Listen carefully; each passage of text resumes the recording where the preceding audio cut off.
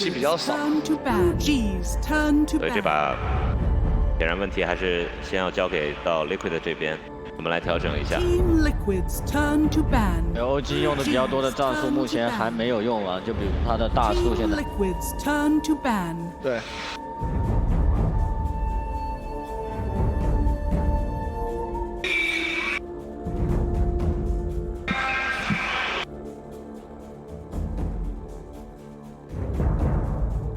第3局的比赛马上就要开始了。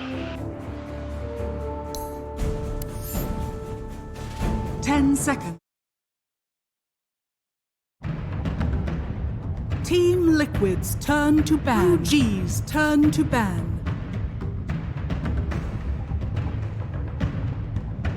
Team Liquid's turn to ban. OG's turn to ban. Team Liquid's turn to ban.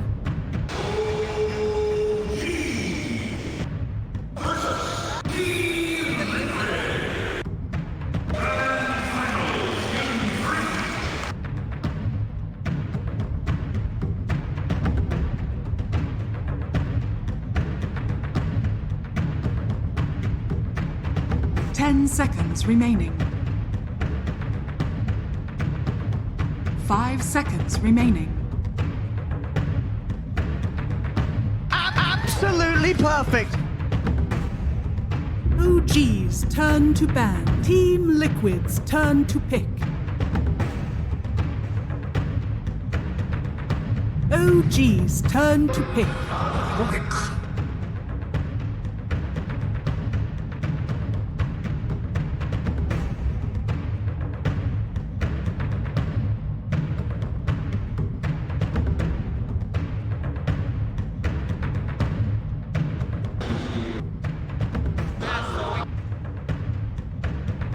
Ten seconds remaining. 5 seconds remaining.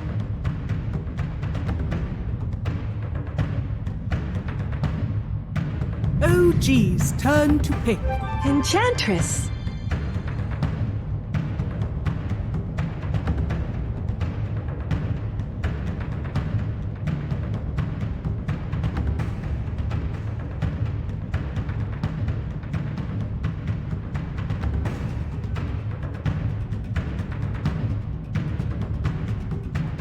Seconds remaining. 5 seconds remaining.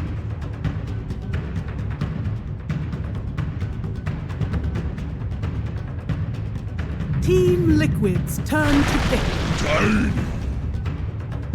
It definitely looks like the 10 players on stage are about to enjoy another game, so let's get ready for game number 3 of the Grand Finals.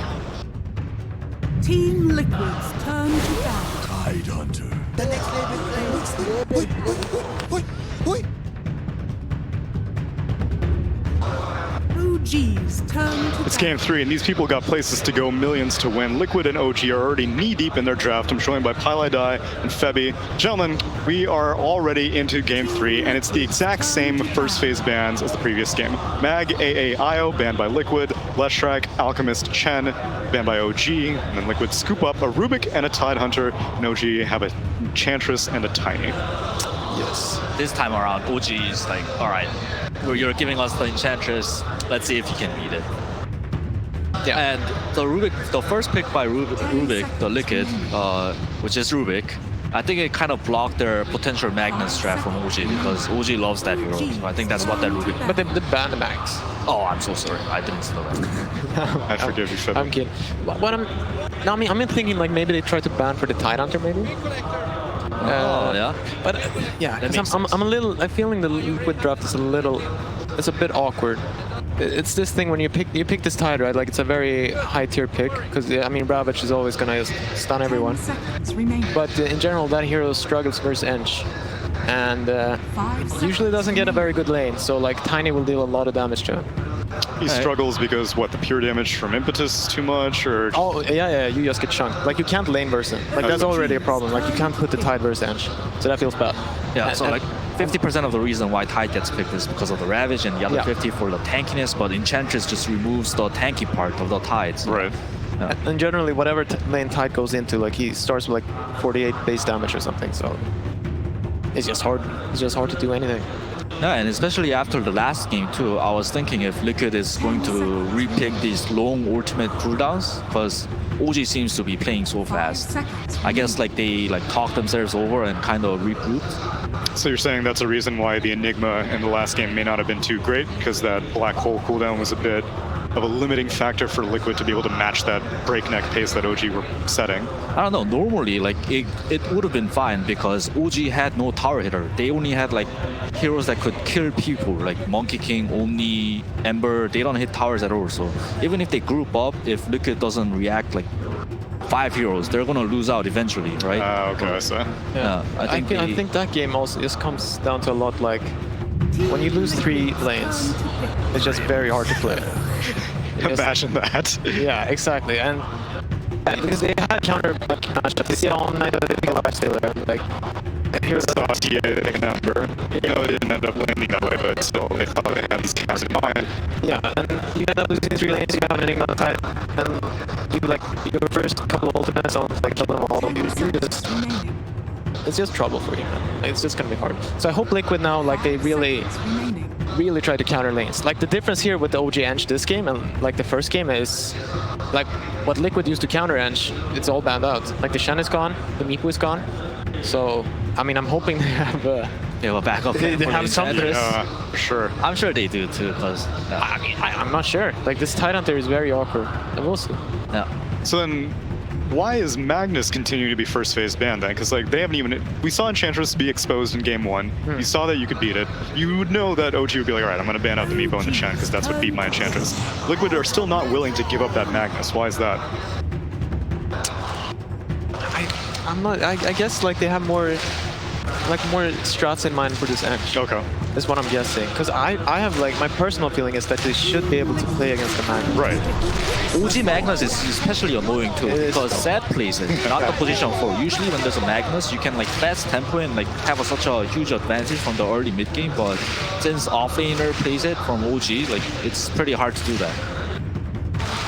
So Liquid gonna pick up an Ogre Magi. Technically, another possible way to deal with Enchantress. You can give your team attack speed with the Bloodlust, and you have plenty of magic damage to try to burn through her HP pool, and since you don't have to deal with the Untouchable. And OG gonna pick up a Faceless Void. Yeah, a Grimstroke, that's amazing against Tide. Like these... No, this is a very hard Tide game. Yeah, it's gonna be a very hard Tide game. No, Ogre is one of the few heroes that can actually like solo verse Eng for a long time. Like especially if you're really on point with last hits, like you can potentially win that lane. And even if you play it as a 5, like you're not really taking damage that much from her hitting you. So like you can sustain a long while. But eventually like you're gonna get kicked out. So like I'm just waiting for this magic pick here that they're preparing for. So you're definitely leaning heavily OG so far. I want to see this because this is supposed to be Liquid's strongest pick right now.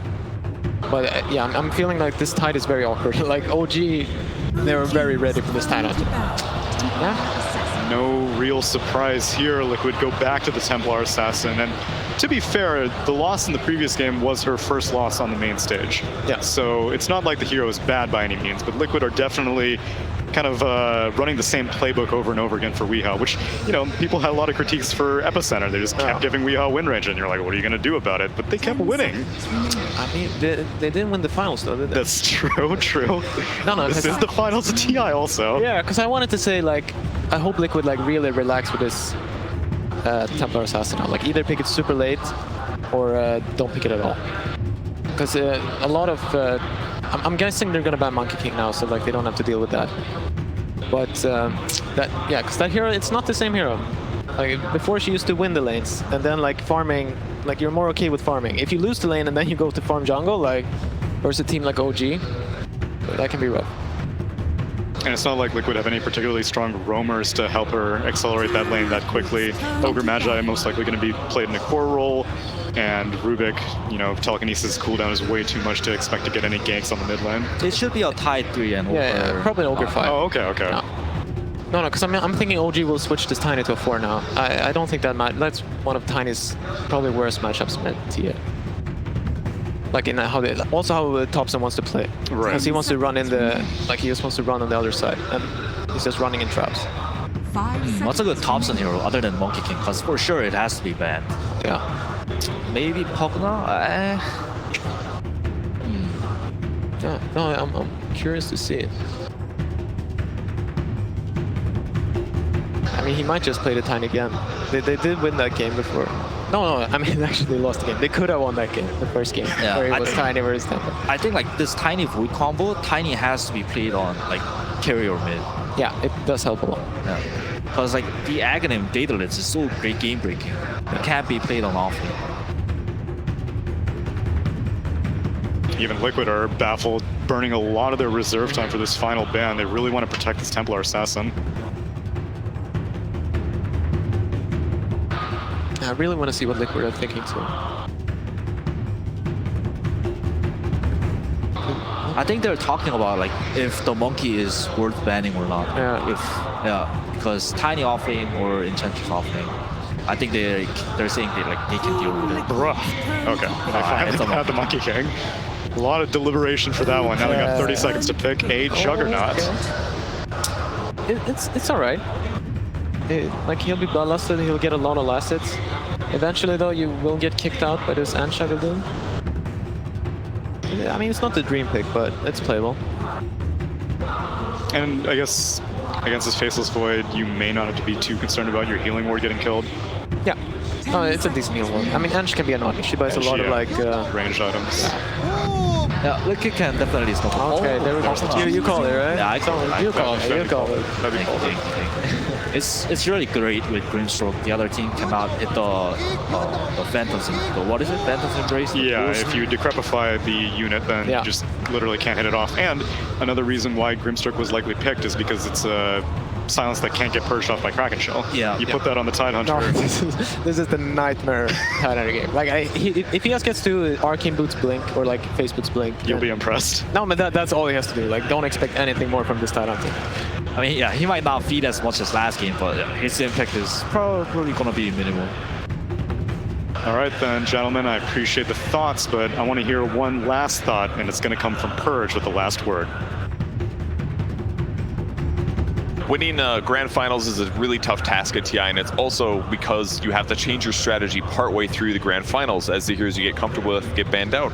Liquid has been really doing a great job with TA. It's a hero that they haven't picked a huge amount in the past, at least recently, but during the last stages of this tournament, it's been really effective. But in last game, OG showed that they had a great counter with Ember Spirit, having Tiny on support, and other things like that made things really effective. And now OG gets to go back to their regular comfort heroes. They've got Enchantress, they've got the Tiny Void combo. Having Grimstroke as the support for Pugna or for No-Tail hasn't really been contested, but still accomplishes what they need.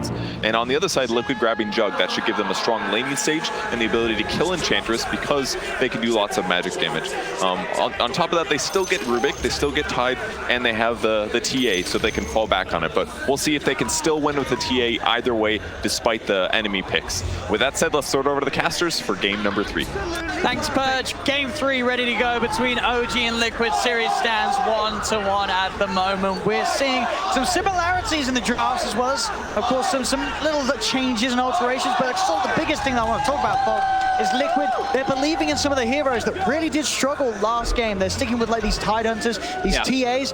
Do you like that, or does that sort of maybe scare you a bit in the sense that Liquid running out of options? I would be a little scared, right? Like, you have to look at this, and they've literally picked Templar Assassin in all the games, and OG, they have to know this is coming. They have heroes that they've been preparing for it, preparing versus one. We saw it, how hard they were able to play last game and how fast that pace they were trying to set. That's the one thing that I saw Liquid, they do back away from this game though, right? They didn't go for all greed. They have a Juggernaut who can fight early. They have the Ogre Magi who's a stronger 5 position. And then they have this Rubik that can also make plays around the map. GH, he tried his heart out in the last game as an Enigma, but it is an Enigma. So you're gonna be slower paced because you have to play around your cooldowns. So at least they've addressed that a little bit here on the side of Liquid, but still do have to be a concern for sure, Seb.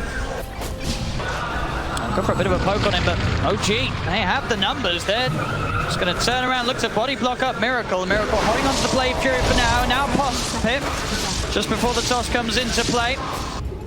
We'll get him back underneath the tower, but overall, definitely some things for Liquid to be scared about in the draft. You saw as well, they had to kind of pick their poison right. They had the TA, it was Well, are we gonna lane against a Monkey King from Topson or a Pugna? They opt for the Monkey King ban, but does mean that the Topson Pugna will be there to cause some havoc with the TA in the mid lane. That Decrepify in the laning stage each wave is not going to be fun for Weehawk to deal with. No, it allows you to secure pretty much almost not all the range creep denies, but you get a lot of those range creep. Ana will be able to get himself that ruin.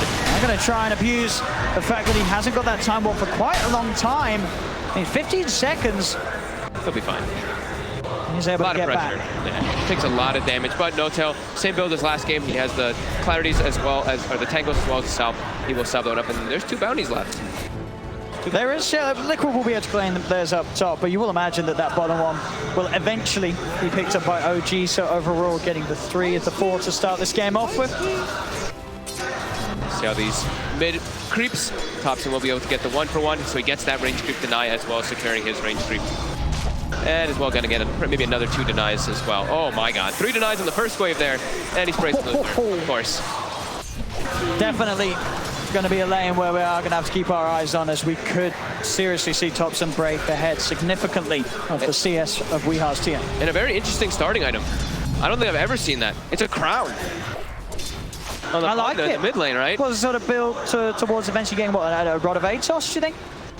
Veil? No, Veil, right. I think Veil is really nice because it gives you that armor that you're lacking as a Pugna when you're playing versus TA. Yeah, very nice. What were your teammates? Yep. The Tiny, the Grimstrokes, a lot of magical to offer when you start making those moves that we know that OG is going to want to do after seeing how they played in game 2. I mean, it works well with everybody except for the Enchantress, right? Even Void, your time lock is magical. Sure, that's a very slight, but every little type of application. He's going to have levels in it, so it's going to hurt. Yep. Topson just waiting to try to get all these range. 5 and 6 for the 2-1 of Weehawk right now. Just, I mean, as we're bottom lane. KuroKy is tanking the. Yeah, he should be fine. Just doing his job here, trying to make sure that the pressure isn't applied to Miracle. Yep. I'm mostly going to be looking at mid, just because I'll be keeping tabs of those range creep denies for us. As the side lanes, we'll be able to get a decent amount of farm on both of those carries on Liquid and OG. But this is the more important thing, is that my control is not getting super shut down in this one up top. Unlike the last game where it was just chain deaths for him.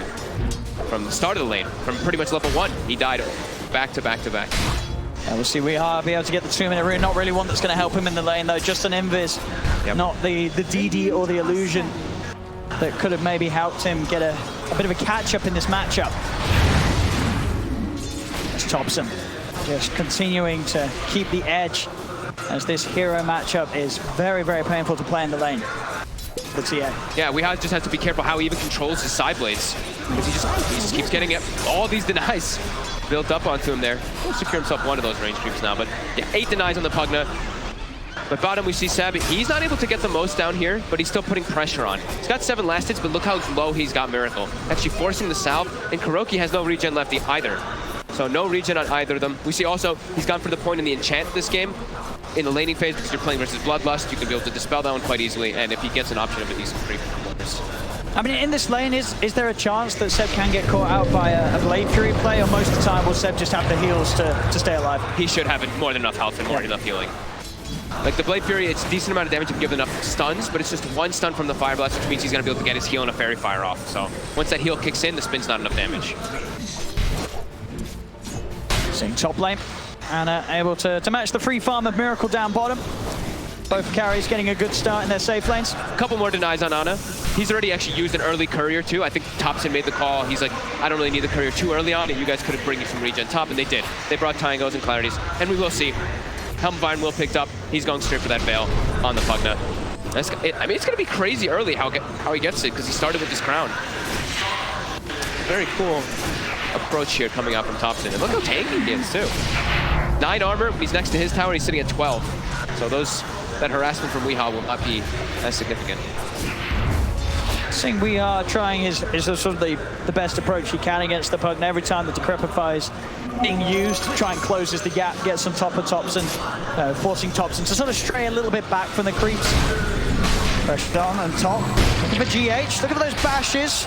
Stroke won't hit, so GH will be fine to walk off. Mind control.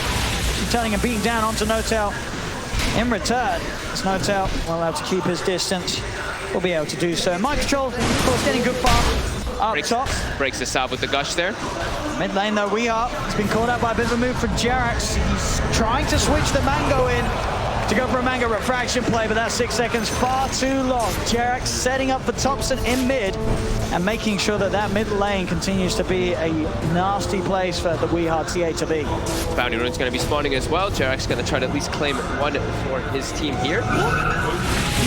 We'll be able to get one, Miracle will be able to get the other one. As top. And Mind Control's able to get behind the tower and get notes out. Push them away, GH. Oh, he kills it. He knows that Anna's got the time warp. Doesn't want to let Anna have the chance of going for it. Does mean that Anna has the time to try and turn and chase towards GH. Another gush from Mind Control will be there though. Slows Anna down and GH will be able to walk out alive. This is where JerAx now. This is a really important play here. If he can get this set up and kill Weehar in the mid lane, Weehar's actually already getting turned with the veil. Is it enough? Ooh, he's very close. JerAx is already running over. Weehar. He just used the TP to come back mid. He's going for the walk back. JerAx knows. There's no shrine available top either. It was used already by the side of Liquid. He's just going to try and get a little bit out of the jungle whilst he has the mana to play around with refraction and meld. There's a glyph available. So Topson and JerAx are set up. There's a glyph and it's the 5-minute siege wave. So Topson, he's going to look to just take this mid tower here. GH showing up to try to pull the creep aggro.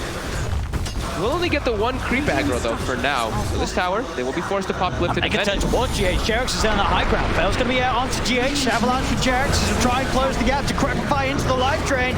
He just gets slowly drained down and out. He'll turn with the stick charge and a Fade Bolt. But GH's fate is sealed. Topson. JerAx is still in the area. He has a toss back. He has a dust too, so he's waiting. Yeah. Thought maybe he melded there. Keeping Weehar away from the lane, away from any chance of finding Pham. I love this, going for this Veil build on Topson. It's super clever being able to get it so early on. It's just applying so much extra pressure that you normally would not be able to do as a Pugna. You see, but still JerAx just toying with him. Stopping Weehar from getting close. It's going to take a bit of damage. We'll toss Weehar back into the Ancients. Avalanche as well, and with the Black Dragons beating down on Weehar, JerAx is able to trade a good bit of damage. Might go down here though. GH is walking over, but in the meantime, Anna and No-Tail up top are able to get the kill. JerAx is going to go for the TP in that spot. They do not see him. Telekinesis was still unavailable, so they wouldn't have been able to catch him anyway. OG, this mid lane tier 1 tower, they're pushing it down. Topson's able to play such a fast pace. This Pugna versus TM that he loves bottom. Oh my goodness. The neutral creeps actually turned onto him while he was getting Impetus. He almost died farming that hard camp. Or Topson. He dragged under the tower, pops and loses spray out, and TP's out of there. Continuing to toy with Liquid, drawing the attention of 4 members of Liquid towards that mid lane. They don't get him. He's out to safety. And now Miracle, who he's been having a pretty decent time in that bottom lane, 40 and 6. Enchantress has hit 6. We know what happens when Enchantress hits 6. You get forced out of lane. It's exactly what's happened now to Miracle. And he's pushed to the jungle for the time being. He's going to farm maybe under the tower here. Miracle camping here. He's pinging it out. He wants someone to rotate because he has the Omni.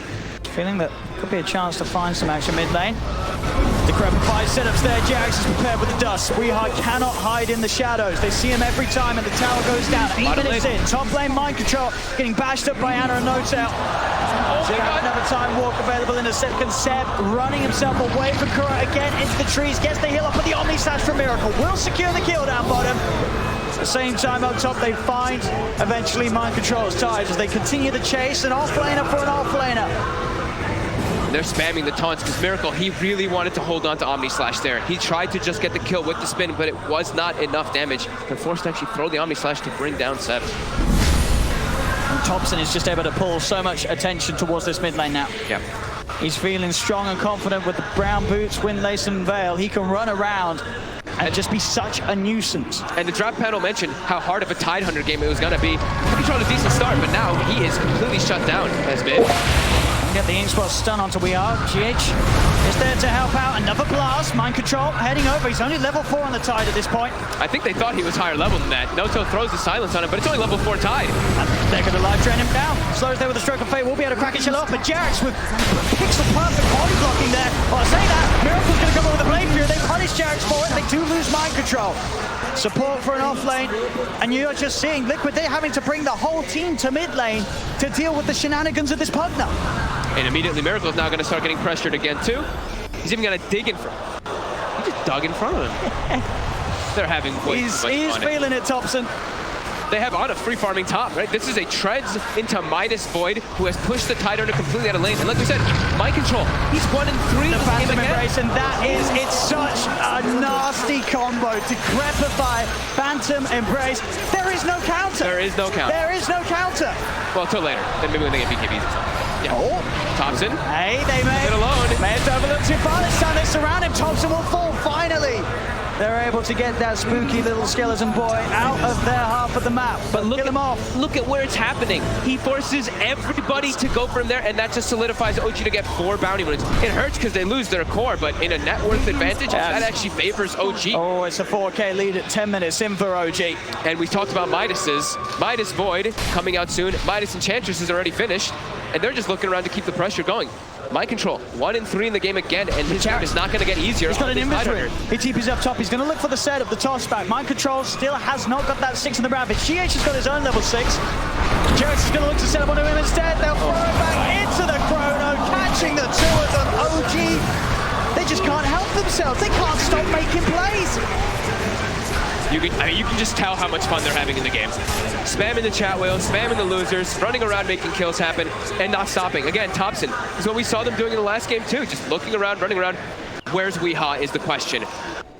That's who they want, and they know he's just gonna back up in jungle. This is getting pretty out of control already, a 5K advantage. And they're fighting Miracle. Topson is gonna get stunned up. And Miracle, he's got the Blade Fury in the Omni Slash to play around with. Soulbine's gonna lock the 2 of them down together as No Tails looking to turn, moves in with the Eagle.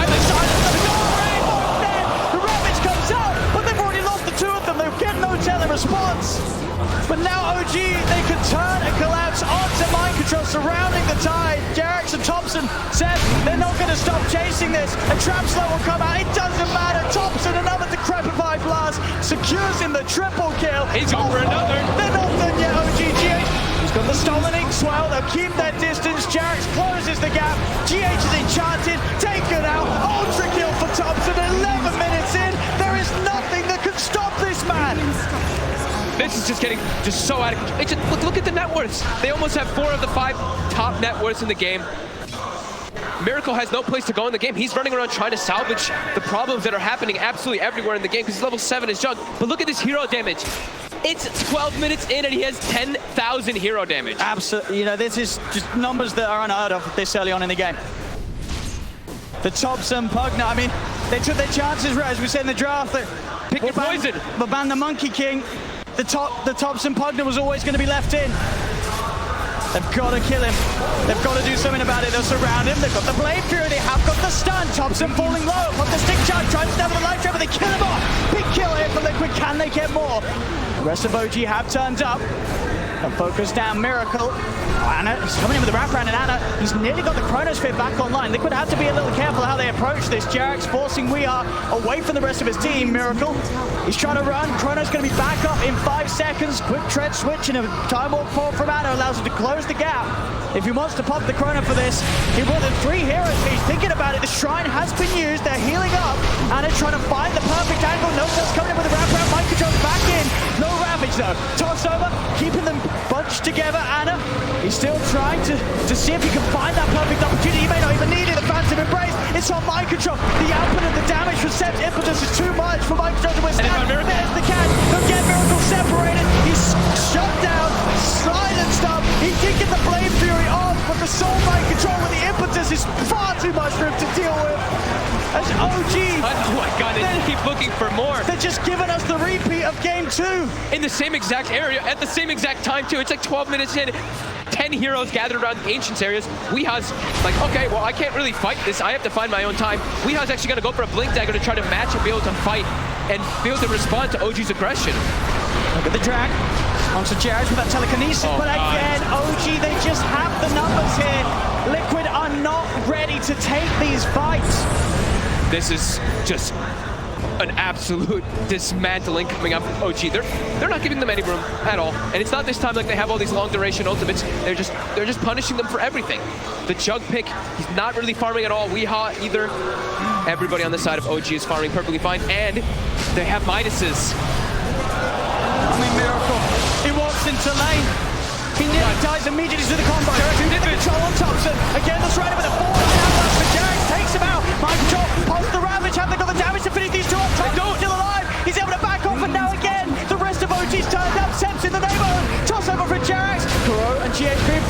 next one on JerAx. Does it hit Kuro? It doesn't matter. No-tail has the stroke of fate, and it's enough alone. As it's now a 10k lead, 3 dead on Liquid, so again, OG will be able to reset, get those bounty runes if they want. They may just keep the pressure on Anna. Down bottom, he's trying to go head-to-head with Weeha. It's the one bash.